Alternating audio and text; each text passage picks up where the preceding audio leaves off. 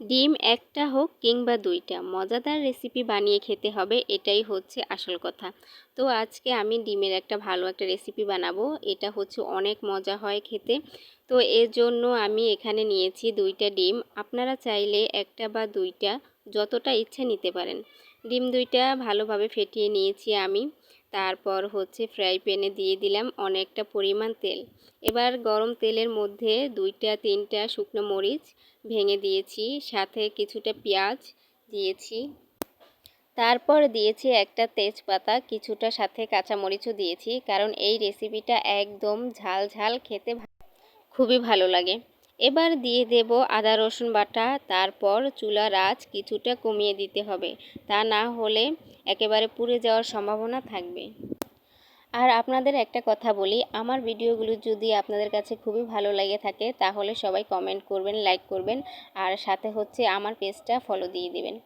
তো এবার আমি কিছুটা গুঁড়া মশলা দিয়ে দেব। এখানে মরিচের গুঁড়া, হলুদের গুঁড়া, জিরার গুঁড়া, সাথে ধনিয়ার গুঁড়া আছে। তারপর হচ্ছে ভালো করে একটু কষিয়ে নিতে হবে, কারণ অনেকেই হচ্ছে গরম ভাতের সাথে ঝাল ঝাল খেতে কিছু খেতে চান, তো সময় হয় না, টাইম হয় না, এর জন্য খেতে পারেন না।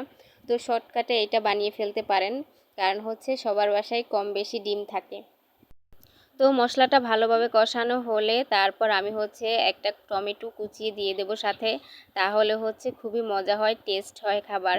আর এই ডিমের রেসিপিটাকে অনেকে ঝুরি ভাজাও বলে। তো এবার আমি হচ্ছে একটু ঢেকে দিলাম, কারণ হচ্ছে এখানে টমেটোটা সেদ্ধ হবে, এই কারণে।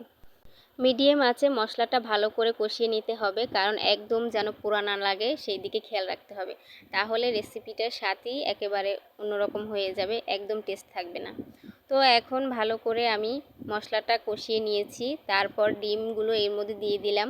এবার ডিমগুলো ভালো করে ভেঙে ভেঙে দিতে হবে এর মধ্যে, খেতে খুবই মজা হবে, একেবারে ঝুরি ভাজার মতো করতে হবে।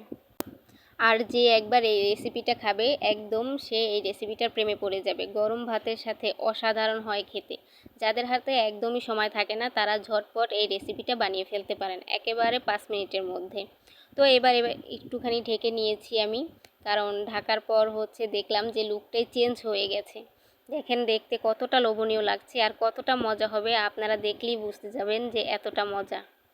নামিয়ে নেওয়ার আগে কিছুটা ধনেপাতা কুচানো দিয়ে দিয়েছি, কারণ সেন্টটা অন্যরকম আসবে, খুবই খেতে মজা হবে। এজন্য ভালো করে আবার কিছুটা নাড়াচাড়া দিয়ে নিয়েছি। আমার বাসার সবাই এই রেসিপিটা খুবই পছন্দ করে, বিশেষ করে আমার হাতের এই রেসিপিটা সবাই খুবই তৃপ্তি সহকারে খায়, এতটা মজা হয়, এতটা দারুণ হয় খেতে।